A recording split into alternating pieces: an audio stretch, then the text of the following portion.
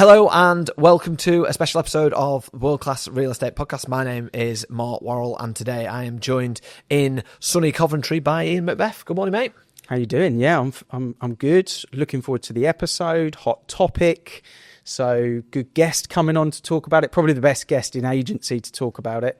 But just excited to be face to face and kind of doing a podcast this way. Get the room. You know, it's a good setup. So I'm looking forward to diving in. I'm feeling pretty energetic about it. Yeah, absolutely. And if you've not heard our announcement, we're really pleased to announce that Iceberg Digital are becoming headline sponsor of the show. And obviously we've got Mark Burgess coming on today to talk all things AI. I know you were at the conference earlier this year, back end of last year. Yeah, I think it was earlier this year. And I think it's, for us, obviously we're trying to find and define world-class real estate. Yeah. And I think Iceberg Digital are on a mission to try and allow estate agents to potentially be the best that they possibly can. Yes. That's Mark's biggest thing. I remember talking to Mark before we even launched Avocado and kind of explained the story with him. And he gave me some awesome feedback, some great advice at the time. And a lot of it was around, look, what's your story? What's your difference? What are you trying to create from that? And really tried to make sure that I kept things simple and focused on that line. And I think that's what they've done really well at Iceberg Digital is this is what we're doing. This is our community. This is our route. And in this particular episode, talking about AI, you know, I think they've even redefined kind of their slogan or their tagline, you know, around implementing AI within estate agency as well. So there'll be loads of questions that people listening and want to know about AI, and hopefully we can cover it. And if we don't cover it all, you know, ask us and we'll find out more information about it. Yeah, absolutely. Let's dive in and get started, shall we? Mark, a massive thank you once again for joining us on the podcast. We're here to talk all things AI with a nod to your book. So prepare AI's impact on business. Tell us a little bit about it. Yeah, so I've written 2 books before. I wrote a book in 2017 called Where Did My Industry Go?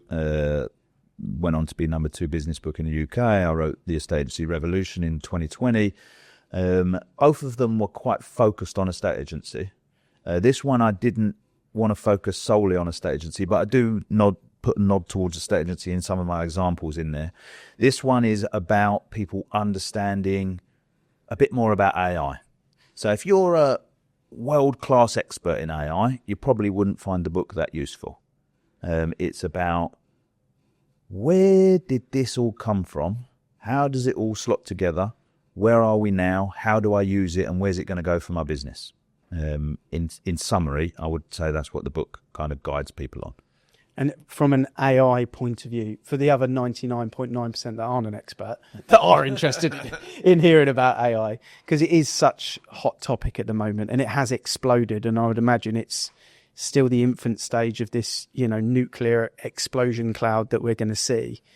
But for estate agents that are listening, you know, it's something that I think people are really interested to learn more about and educate themselves more on, but they kind of don't quite know how to integrate it. I remember being at a conference about 18 months ago, an awards conference, and there was an AI table, you know, at this conference where they were going to talk about it. And one of the experts were talking about, yeah, you know, you can get it to, you know, rewrite your Rightmove descriptions. And I'm thinking, this isn't the thing. This can't be the thing that, you know, the silver bullet for estate agents. And I'm not asking you to give us the silver bullet, but in terms of where it sits today, you know, how do you think estate agents should be thinking towards it rather than necessarily using it? Okay, so the thing with AI is that you can make it look phenomenal. You can make tools that look amazing, but very quickly they start to not look that great. Mm-hmm. So when ChatGPT first came along, literally just being able to say something to the computer and it spit you back an answer was like, that's mad. What would happen if I asked it to turn that into a rap for me? It could do it. Mm-hmm. What would happen if I asked it to turn it into a Shakespeare poem? It could do it. It'd be like, what? That's amazing. Is it? I mean, when are you going to use that? And that's still happening now. So in my book, what I talk about, which is, as I say, maybe it's not exciting enough for people, but it's just an understanding of like, how does this work? Because once you understand how it works, you can start to see through a lot of the things that you're being offered as, this isn't really that useful to me. So if you go right back and go, okay, there's a big data system. There's a system that holds loads and loads and loads of data. In fact, let's make it easy and let's just call that the internet. Mm-hmm. The internet holds tons of information. So they then develop a technology which is an LLM, large language model, can understand text and numbers.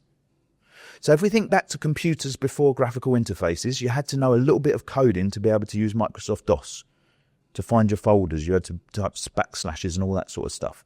Then they made graphical user interfaces whereby you could just use a mouse to do the same functions. You're clicking on a file, but actually behind the scenes it's putting the text in. With a large language model, I can now just say it. So we've all had over the years, Siri, Alexa, all that sort of stuff whereby it misunderstands you and it's a bit annoying and or an automated telephone call that doesn't work. But now they've pretty much perfected a computer can understand text and numbers.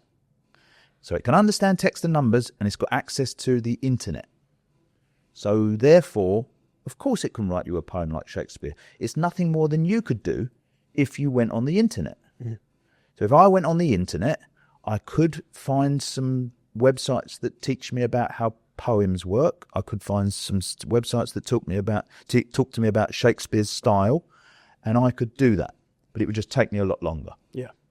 So the AI, all that the AI is doing is converting text and numbers. As things stand in today's world, that is the end of AI. There is nothing more to it. It cannot do anything else. Okay? Sounds simple, really. It's so simple. Yeah. It can't do anything else. Unless it could use that text and numbers to do functions that already exist. So, therefore, if Microsoft, who are a major shareholder in OpenAI, were to give OpenAI access to Excel, then it would be able to do stuff that Excel can do, but nothing beyond what Excel can do. And it could do those functions in Excel by me talking to it because it understands text and numbers. So instead of me having to go to Excel and work out a formula, I could say, can you put this data into Excel and use the right formulas for me, please? It understands the language and it has access to Excel, so it can do that.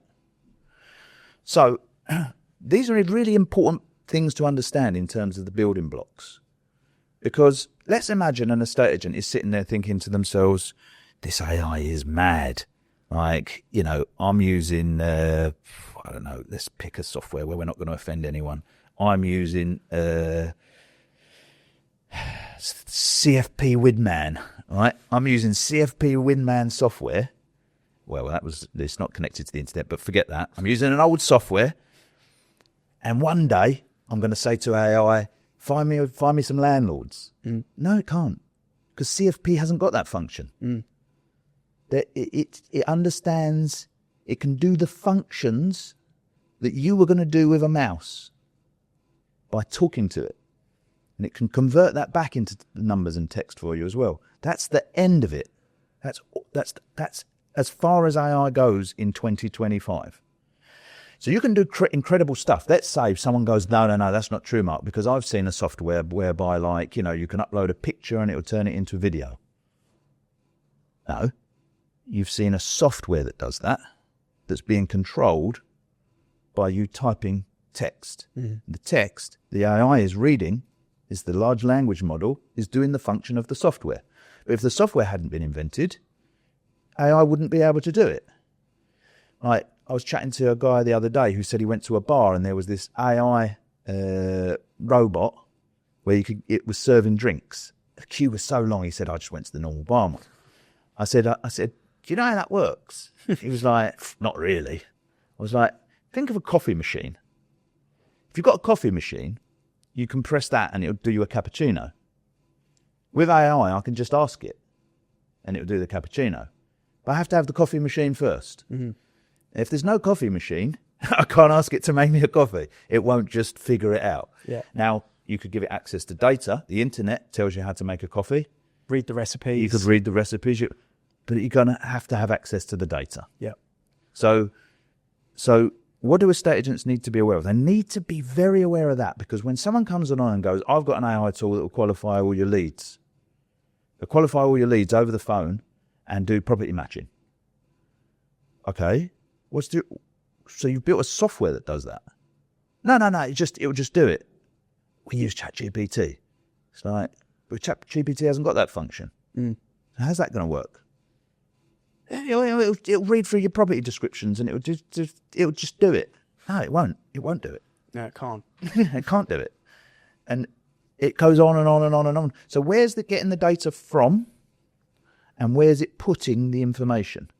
If you look at that property matching thing, you've got a heads-up property alert system that does that function anyway. So AI could be put on top of it and it'd work like a dream because the software does it anyway. Mm-hmm. So it could ask questions because it knows what is needed in a heads-up property registration in order to give them results, because the software does it anyway. And at the end, it could say, would you like me to email you all these results? Yeah, I would. Great. And do you want me to keep you informed in the future? And the person would go, this AI is fucking mental. But you could have done it anyway. I can find you your next listing in Lifecycle, like that, using AI. You could do it, but it'd be a bit complicated, wouldn't it? You know, you'd have to line up certain things. You'd have to go, I don't know, you'd have to think to yourself, wow, let's have a look, maybe who's done an instant valuation over the last 3 years but has never had a market appraisal and has been active on my website in the last 2 days. You can do it, but you've got to find the time and it blah, blah, blah, blah, blah. Yeah. You know, AI will just do it for you like that, but only because the function already exists. So from an agent's kind of just basic understanding, it allows us to do what we're already doing, but just way faster if the functionality is already there. Or not doing. It won't allow you to do what you're not doing. Yeah, yeah. That's the key bit, because people are like, this is mad. Some bloke's offering me an AI tool that will, I don't know, do this on WhatsApp. Mm-hmm. But you haven't got a software that does that. Yeah. So we sorry to cut you off, but we had a guy the other day that said, I want Lifecycle, but I've got this AI bot that's qualifying people on my website and doing matching and everything, and I need it to integrate. I was like, can we try it? Can we test it? He was like, yeah, it's awesome. Test it. Phoned it. I was like, it sounded pretty good. Answered the phone. Yeah. It said it was an AI bot here to help me. How can I help you? I said, I don't know, I'm looking for a property. I'm thinking somewhere around 500,000, 3 beds, somewhere near the station. There was a delay because AI is not ready for this yet. Mm-hmm. And then it said, okay, so you're looking up to 500,000, 3 bed near the station. Yes. Great. Let me just have a look, see what we've got that might be able to, might be right for you. Another delay. Fine. The delay was quite long. I said, are you still there? And he, after a bit, came back and said, yeah, I'm still there. I'm just checking what we've got up to 500,000, 3 bed near the station. I said, okay, also, can you let me know how much you charge to sell a property? Because I've got something to sell. Yeah, I'll do that. Let me just finish this first. Okay. Long delay. And then it comes back and goes, I just want to check. You're looking for something at 500,000, 3 bed up to the station. I was like, yeah, but you've already checked that with me. It was like, okay, can I take your name and email address? I was like, no. It was like, all right, well, thanks for calling, and hopefully we can help you next time. And that was the end of the call. And it was like, okay, I mean, I didn't do anything too crazy there. No. But firstly, I'm thinking, no one phones up and asks that anyway. Who phones you up and goes, I'm thinking of registering for 3 beds up to 500? No one does that, right? Yeah. So, but even if they did, what I was trying to say to him is, you don't have a matching system. If you had a matching system, it'd work. Mm. And then I could build you an AI on top of it that will do what you're talking about. But you have to go back to, I'm hoping AI is going to find me prospects. You don't have a software that finds you prospects. Oh, but I'm hoping AI's going to... No, you don't have a system. You don't have a big data system. All AI is going to work off a big data system. Because every agent really just wants more valuations. That's always the answer. How do we get more listings? That's the How do we silver get more- bullet that everyone's looking for. That we that- talk about, isn't it? and really what we're talking about here is speeding up efficiencies in the processes of a estate agent, because there's so many, like the transaction, the process, the touch points, there's so many Very of those admin heavy. and a lot of them are double up as well. You've got to do double up stuff to make the customer experience good, and not like you just explained there with that one that you had, is you actually have to double up, because you've got to write things down really fast, because you can write faster than you can type it into the different boxes, or otherwise it is a bit pausey, awkward. And then when you finish the call, oh shit, I forgot to get that because that wasn't there as a prompt in front of me. You missed a bit. But actually what people are really always looking for is the valuations of the leads. What this actually does is allow you to have less time in that kind of automation-y stage, so that you've got more time to do the creative bit to get potentially more valuations of the leads. The big problem, one of the big problems with AI is that you have to know what you want it for to start. If you don't, then you just go off on doing random stuff. Yeah. And eventually you get bored of it. And Matt Giggs messaged me the other day, he won't mind me saying, and he said because, we've built Uzair 2.0, which is AI for estate agency, does mental stuff. He messaged me and he said, will I be able to clone myself in Uzair 2? And I said to him, let's just rewind a minute. What for? It's the most estate agency thing anyone's ever said. Yeah. I said, what do you want to clone yourself for? So I can go out with a laugh. Not sure, and then he just started sort of suggesting things. And I was like, this is the problem. This is where the problem is. You've got to know why do you want this thing? Not just because it's this. How cool is this? I can make a action figure of myself. Like, how cool is that? Like, yeah, why?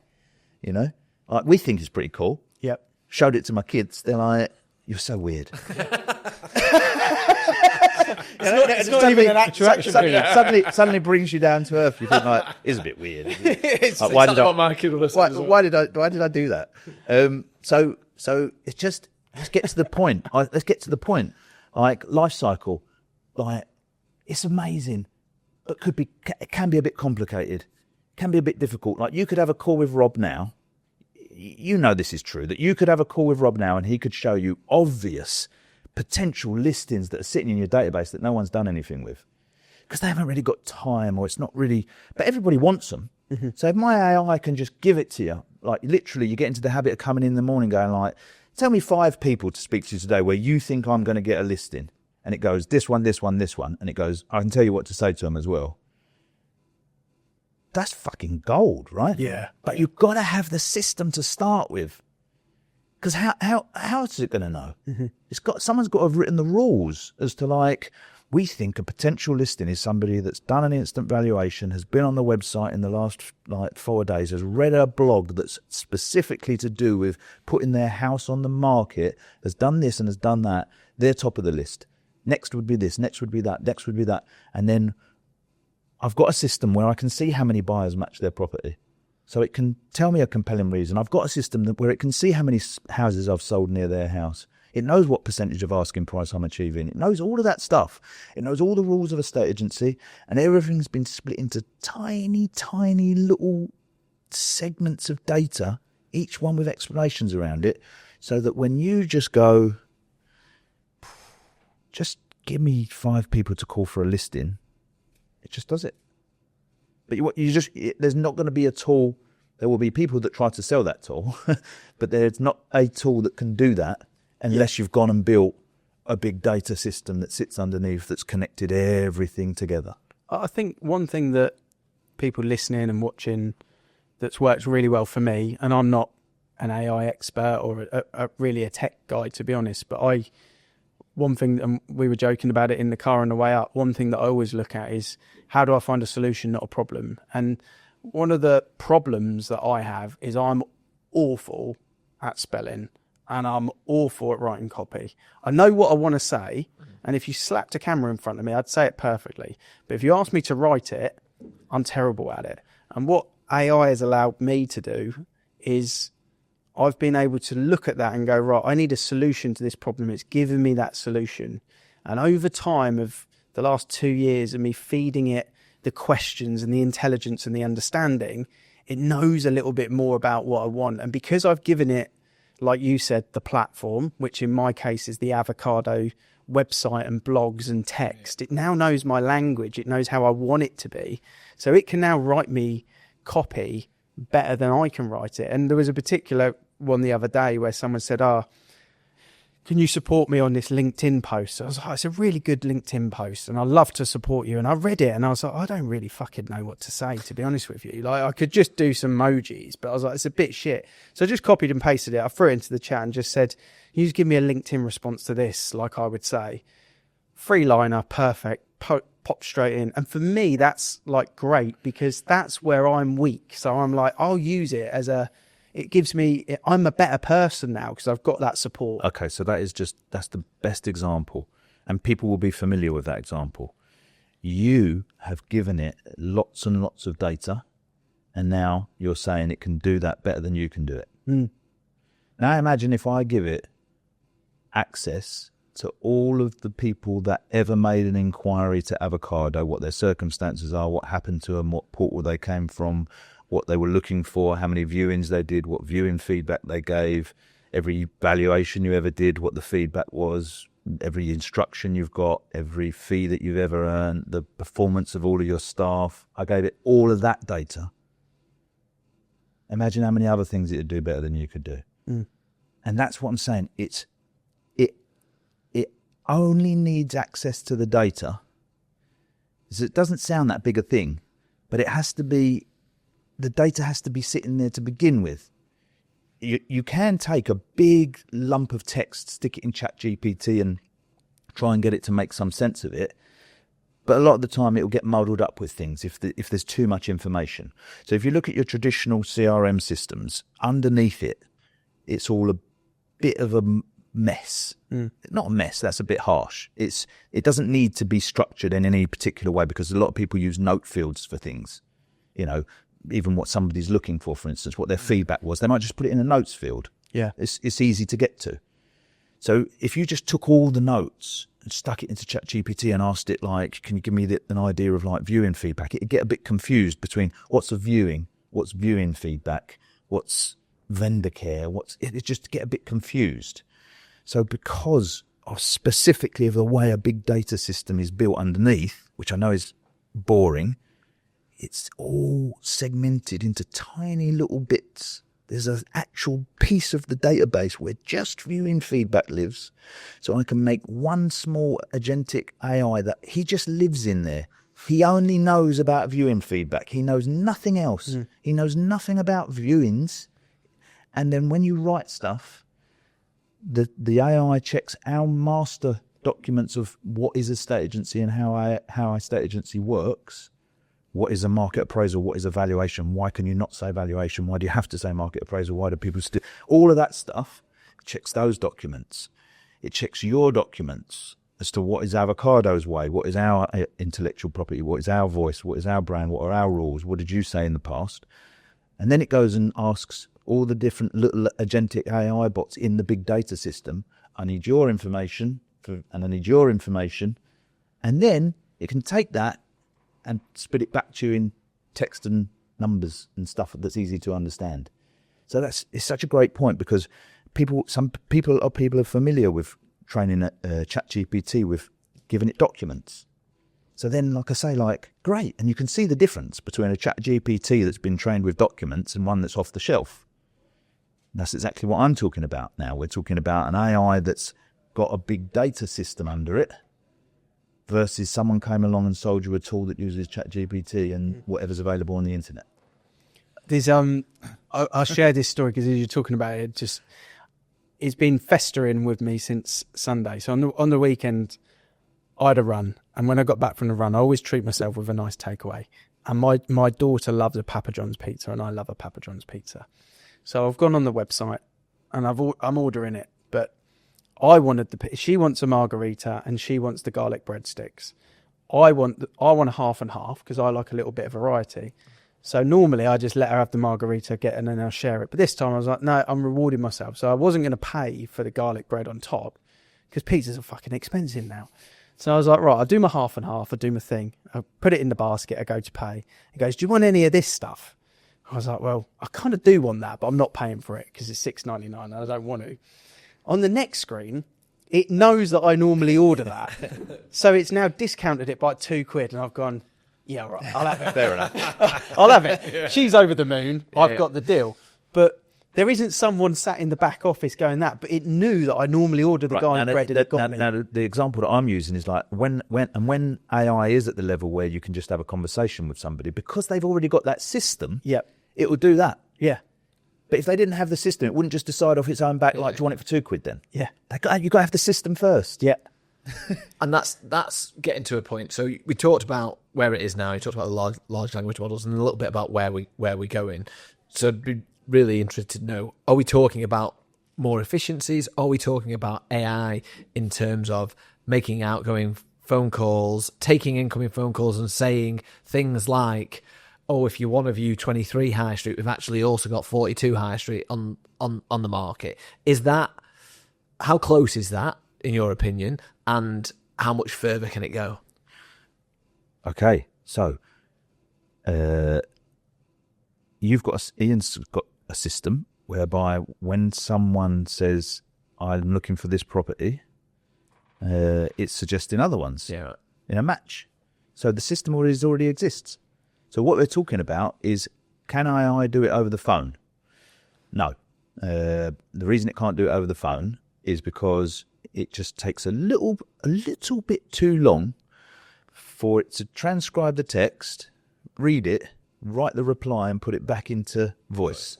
No, not now, or no, you don't think it'll ever bridge that gap? Oh no, we can do it. We can do it in 6 months. Yeah, right. Yeah, that's what I thought you meant. Right. So because it just takes a little bit too long at the moment, but those processing times are coming down by the hour, right? But again, it comes back to, do you have a system that does it already? As we go forward into the future, I see two paths with agents using AI. One path is a quick win. That looks well cool. I'm going to use that. Nothing's really needed. The dial doesn't move that much, and everyone can use it. I don't know, let's just say it makes a beautiful market appraisal presentation in seconds. And you didn't have to do anything. Brilliant. And everyone can use it. How cool's that? Until eventually, it's not that cool because everybody uses it. The other path is agents that are going to they've got a big data system. Again, I know it's boring, but they've got a big data system that sits under their CRM. And so what that means is that they are moving out of sight of what a new start in their area can achieve. Forgetting AI for a minute, they're just moving out of sight because they've got more buyers registered, they've got more matches, they've got more market appraisals that are being nurtured, they've just got more stuff going on. And so more stuff's being fed into the pipeline before the pipeline, they're prospecting, if you like. Then they're going to put AI on top of that. And over the years, we'll figure out what are the cool functions of AI. And only they'll be able to do it. Even another agent with Lifecycle wouldn't be able to do it. They've made their own AI with their own data and their own... So Ian's got all this data, and I can go in his system and eventually go, we've got a prospect who's thinking about taking a license in Nottingham. Can you tell me some of the people we've got in our system where they might be able to get some listings straight away? And it will go bang, bang, bang, bang, bang. And here's all the reasons why. Do you want me to email them? Yeah, I do. Right. And no one else can do it. Not even another Lifecycle user. And that's the other path. So it's just a question of it's the same as we've spoken before about whether you should use a CRM or whether you should use a big data CRM. Neither's right or wrong. It just depends on what you're building.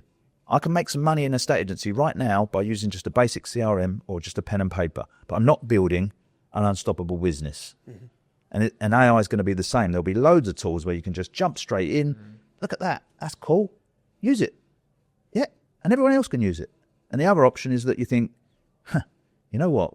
I'm going to build the avocado version of this. and it's just going to be outrageous. It's kind of like where with what I was talking about with my GPT that I kind of built that's specific to me. Because I've given it that data, it now understands the language, but I can't do anything else with it. It's not really any good to anyone else at all. I couldn't sell it because it's like, unless someone wants to talk like me, you know, it doesn't really benefit. But when you've got all of the stuff plugged into that bottom part of it, that's when the real power comes. And for an estate agent, the power is in their database, and the power is in understanding the database as well. And one of the things that I think is really important as well to mention with this is how well you utilize your data and your contacts. I'll just give you a brief example. There's one of the lads in Oxford. We were playing around in the database, and it was trying to get some business. And I was looking for, and I was saying, look, you've done some really good stuff with some of your market updates. Let's just have a look at what in this particular audience is there. And we looked at this guy and was like, right, this guy's reading all of the investing stuff, downloading the podcast, you know, clicking on the podcast, looking at all of Andy, our lettings director stuff. He's not really interested in anything else, but he's down as a seller and he lives there. I thought, that's a bit weird. But I said, look, he maybe is looking at a buy-to-let potentially, was my assumption. I was like, he might be interested in buying something. So give him a call, because if he's going to buy a buy-to-let, you know, that's your bag. You want to be involved. Anyway, half an hour later, he left me the craziest voice note that I won't share on this because there's a lot of swearing, excited swearing.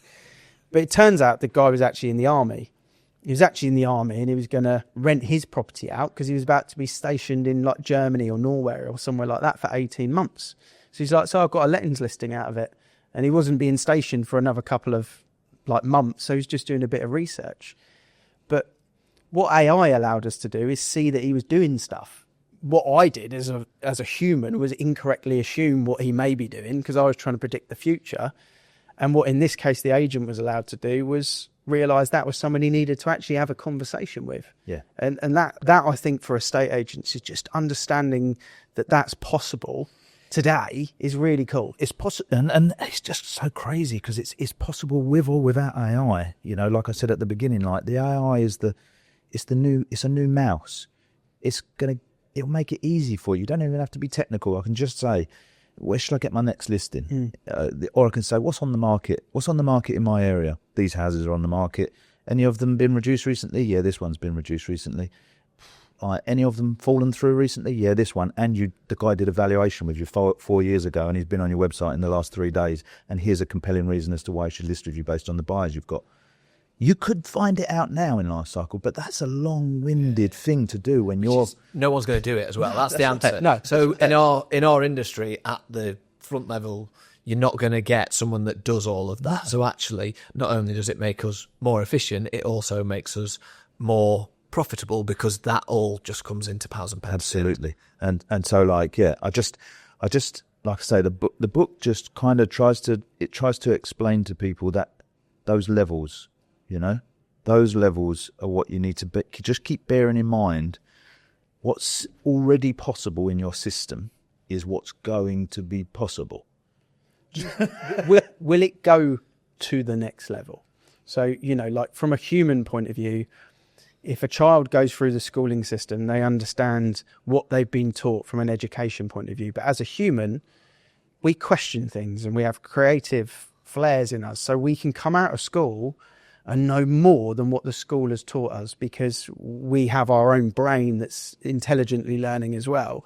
And because we're able to question and try things and fail at things and learn from things and learn from our own experiences, we can have that level of intelligence. Where people really get scared about AI is they think that AI can do that. It's got access to the internet. It can use that to learn beyond the information that it's supplied with. Do you feel that is the next step that will get there, or it's not possible? Oh, anything's possible. You can't do it at the moment. Mm-hmm. Like I say, don't forget, right now, it can understand text and numbers, and that's it. Mm-hmm. It looks very, very, very clever because it's connected to the internet, and like there is so much information on the internet, it can blow you away. You can ask it anything, but you can ask Google anything. Mm-hmm. Like, that's why. You can ask Google anything. Yeah. Every single question you can think of, there's an answer sitting on Google. So just remember the data source that it's got access to. It's got access to the internet. It's got access to tools. People give it access to things like Microsoft Excel, Lifecycle, stuff like that. So, but inside AI, there's a thing called temperature. So if it's creativity, basically. So if I want Uzair if you was to ask Uzair, what's a London bus? And I want it to say, I don't know what a London bus is. I'm trained on a state agency. I'll put the temperature at 0. The more I raise it, the more it will start making shit up. So it's a lot of the stuff is just, it looks amazing.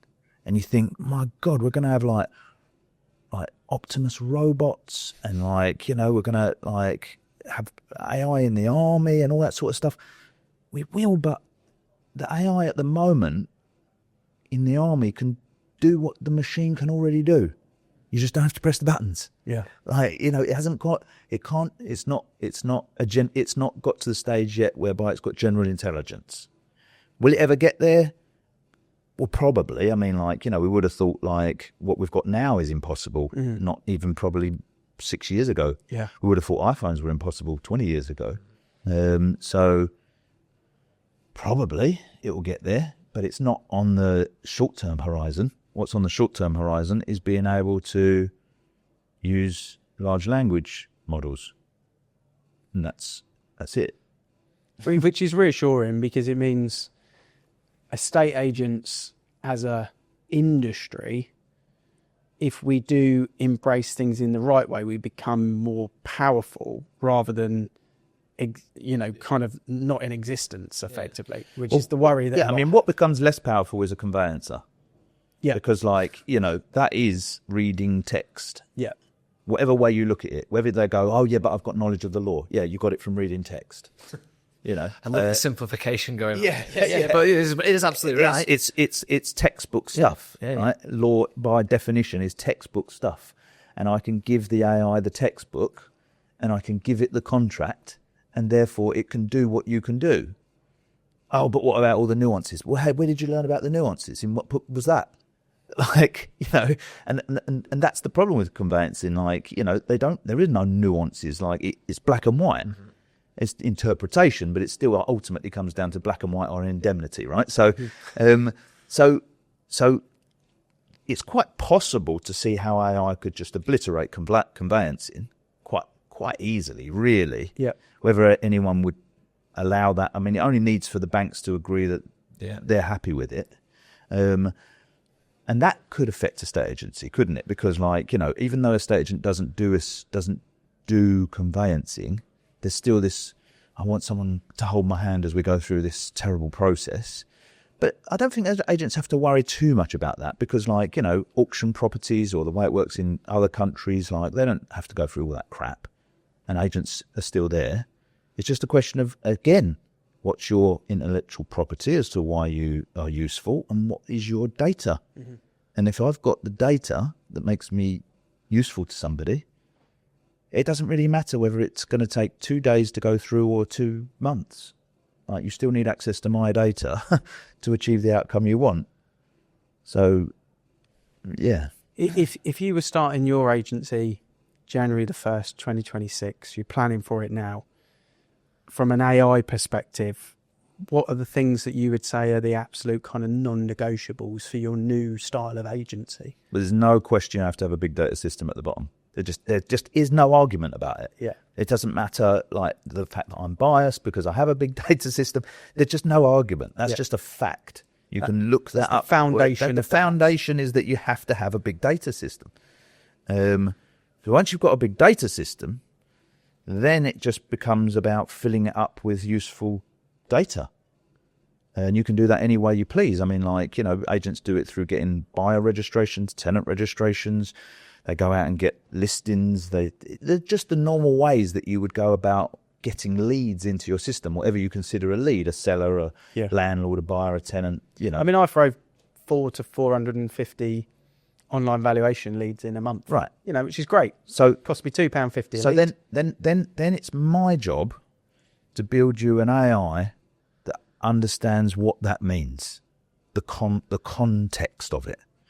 What is an instant valuation lead? What's good about them? What's bad about them?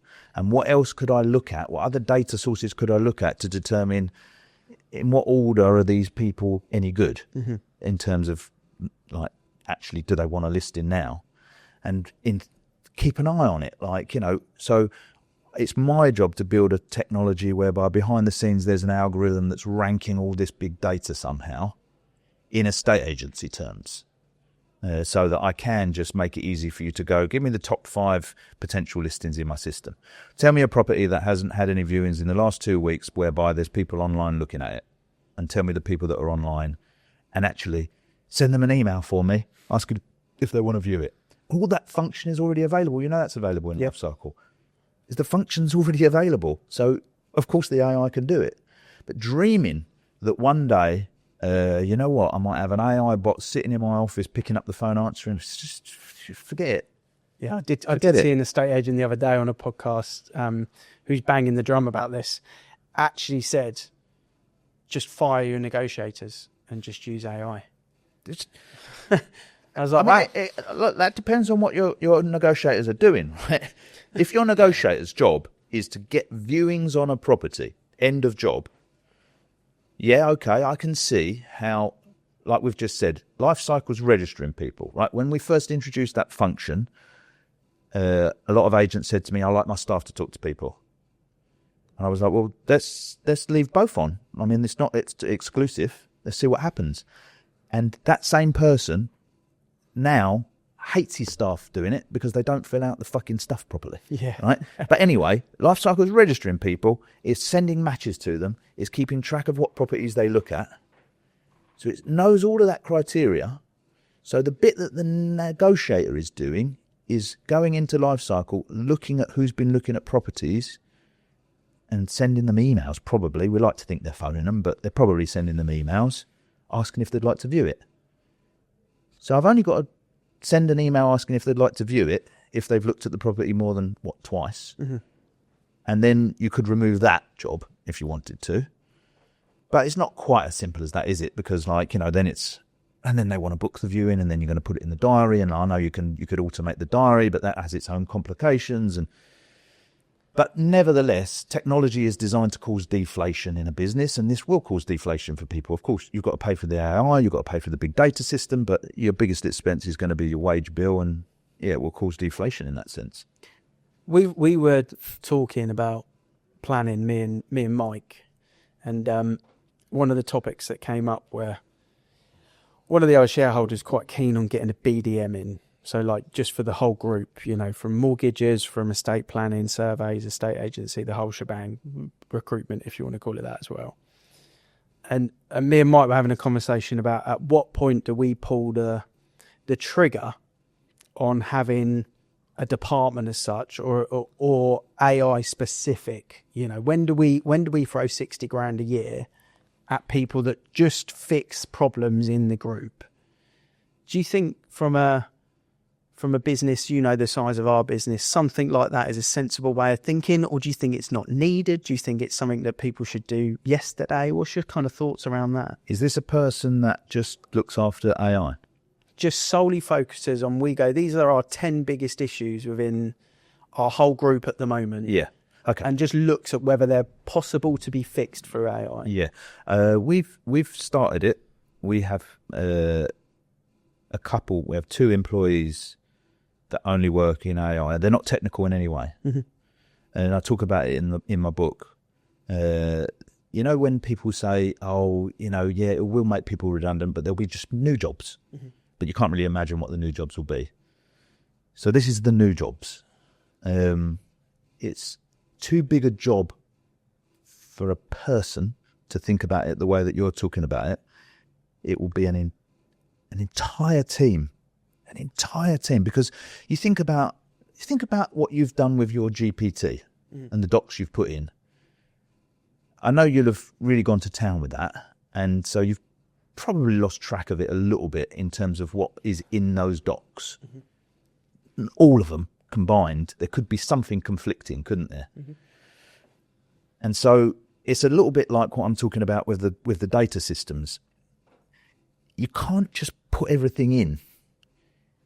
you need a department that looks after your AI for inquiries. And that's it. That's that person's job. Like, how is the AI for inquiries working? What documents do we have that talks to it about how we should be treating this? What have we taught it about it? Where's it going right? Where's it going wrong? What have I got to correct? What new ideas can I think up? That's it. Mm-hmm. That's your only job. And someone else somewhere is doing, what does AI in sales progression look like? What docs have we put in? You know, think about, like, if I get a document that is, we spoke about conveyancing. We get the dummy's guide to conveyancing, and we load it into our AI, and guess what? It can answer some amazing questions. But then one day you ask it a question about a flying freehold, and it doesn't give the right answer. But we're not quite sure where that is in this like, 50,000 word book. Mm-hmm. So actually, times that by years and years of stuff, it's just going to become very, very messy, very, very quickly. You have to break it down into small bits. Here's a piece about how conveyancing works with freehold and leasehold. So it must be in there, and that's it. And that's it. Like, that's the bit that we're doing. So 100%, you'll need that in your company. Uzair, once you've got access to Uzair, you'll need it pretty much straight away. Yeah, because you won't be able to keep track, and you won't be able to. Well, otherwise, what will happen is some things will happen in the AI that are a bit disappointing, and you just sort of move on without addressing it. Yeah, you need someone who's free to address it, figure out, why did that go wrong? Someone said to me the other day, like, what if, I ask Uzair to work out my projected revenue for the next 6 months, and it works it out differently to how I would. I said, that's fine. Then you just tell it how you want it worked out. But then who stays on top of that? Mm-hmm. And where does that document go? Does it just go in the document? Just chuck it in the document. Well, before you know it, you've got 500 documents in there, and we don't know where anything is. So very quickly, people will start to go well, we need to get organised here. Should we just employ a person? And so it's just going to happen like that, right? Yeah. Anyone who's working at the moment that thinks that their job might get displaced by AI should start looking at how they can be that person that uses AI in their department to make their department more efficient, and they will be invaluable to the company. They'll probably end up building an entire department. Yeah. It's very good advice, and it's a complete switch on, I think, most people's take on it, because there is that fear with it. Yeah, absolutely. I've got people that work for me that are scared, what's going to happen to our support staff? What's going to happen to... I mean, if our support staff are going to... I'm not saying they do this, but if our support staff are going to take an inquiry, read the help documents and give that answer, then they're not going to have a job, right? We've just explained, large language models can already do that. Yeah. But if you figure out how to automate that so you can do something more useful, and then you're going to stay on top of the help guys, and you're going to keep an eye on the answers and the happiness and the customers, then you're going to be essential. It's just an evolution of the role. It's just another tool. It's another thing that becomes fundamental, and most people will be aware. You guys are aware. I'm quite into my running, and you look at the evolution in technology in the last 5 years, just in the period of time that I've done it. And 5 years ago, I wasn't as good a runner as I am now, but I've also got better shoes, better fueling, nutrition. I've got better education, obviously, and I'm a fitter, stronger person, but technology and just the evolution of the world has allowed me to be that. All PBs at the Olympics, will be broken significantly. Not all of them, but they will be, because of just that evolution. Usain Bolt time will get done just because someone is as fast as him, but they've got better shoes. Yeah. And it's how you embrace that rather than kind of getting frustrated and annoyed with it. And, it's very interesting. The book title is? Prepare. Yeah. And available on all the different stuff, I would imagine. Yeah. We're recording this, obviously, just before the book is released, so I don't know the exact date that it may be out by the time this podcast comes out. It may not. But either way, it'll be available for pre-order. You can go to the Iceberg website. I'll put a link on there. You could search Amazon, the usual places. But yeah, I obviously wrote it, so I'm biased, but I think it gives people a nice understanding of coming from a place whereby they see ChatGPT as AI and possibly it will take over the world, to having a bit of a better understanding of like, okay, I can see how this works now, and I can see how I would use this in my business and why I probably need to get involved in it. Yeah. And I'll probably buy a digital copy, throw it into chat and get it to give me a summary. But I will buy a copy. That's the answer, actually, though, that I think people listening will take on, how I can put it into my business and make a difference. Yeah, absolutely. That'll make it a very good read. Absolutely. Thanks for coming on, Mark. Really appreciate it. No problem. Thanks, guys. Cheers.